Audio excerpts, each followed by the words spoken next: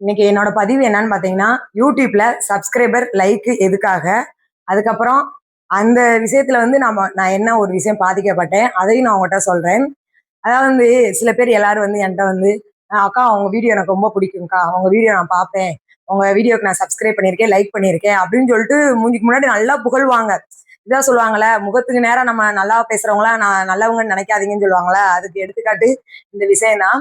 அப்ப உங்க வீடியோலாம் பார்ப்பேன் ரொம்ப சூப்பரா பண்றீங்கக்கா. எல்லா வீடியோக்கு லைக் பண்ணிருவேன், சப்ஸ்கிரைப் பண்ணிருவேன் அப்படின்னு சொல்லிட்டு ரொம்ப பந்தாவா பேசுவாங்க. அவ்வளோ பிடிக்கும், இவ்வளோ பிடிக்கும் அப்படி இப்படின்னு சொல்லுவாங்க. இப்படி சொன்னவங்க ஒருத்தவங்க திடீர்னு அவங்க செல்ல வாங்கி பார்க்குற ஒரு சூழ்நிலை ஏற்பட்டுருச்சு. பார்த்தா, ஒரு வீடியோக்கு கூட லைக் பண்ணல. என்னோட வீடியோக்கு ஒரு வீடியோ கூட லைக் பண்ணல. சப்ஸ்கிரைபரும் பண்ணல. அப்ப என்னோட கேள்வி என்னன்னா, எனக்கு வந்து லைக் பண்ண வேணாம், சப்ஸ்கிரைப் பண்ண வேணாம். நீங்க பண்ண வேணாம். யாரோ ஒருத்தர் ஏதோ ஒரு மூலையில என்னோட வீடியோ லைக் பண்றாங்க, சப்ஸ்கிரைப் பண்றாங்க.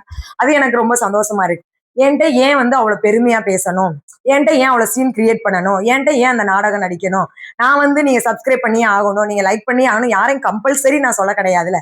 ஒருத்தர கைய பிடிச்சு நீங்க என்னோட சேனல சப்ஸ்கிரைப் பண்ணுங்க, லைக் பண்ணுங்க நான் சொன்னா.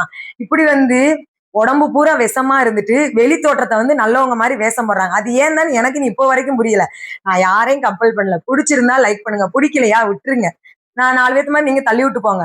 நான் ஏன்ட்ட நல்ல பேர் வாங்கணுன்றதுக்காக வந்து முன்னாடி சொல்லிட்டு, அவங்களுக்கு என்ன எண்ணம்னு நான் சொல்லவா? அவங்க என்ன நினைக்கிறாங்கன்னா, ஒரு லைக் பண்ணி சப்ஸ்கிரைப் பண்ணா எனக்கு யூடியூப் லட்சக்கணக்குல அள்ளி குடுத்துருது அப்படின்னு நினைக்கிறாங்க. அதுதான் கிடையாது.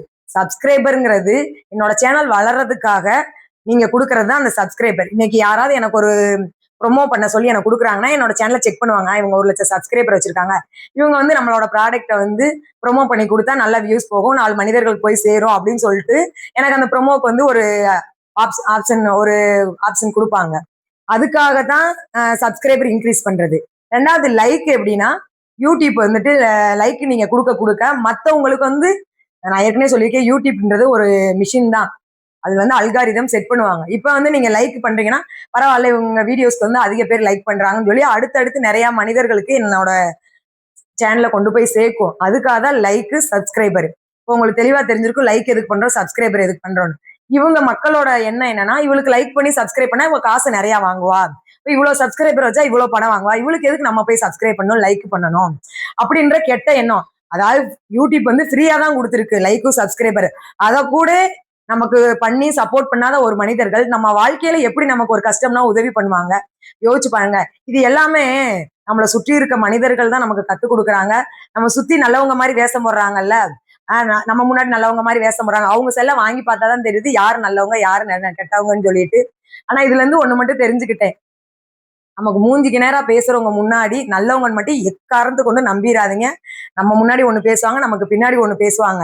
அவங்கள பத்தி நான் கவலைப்பட போறதும் கிடையாது. என்னோட வாழ்க்கையில எனக்கு நல்லா பேசுற பேச்சு திறமை இருக்கு. அத வச்சு என் வாழ்க்கையில நான் எப்படியும் முன்னுக்கு வந்துருவேன்.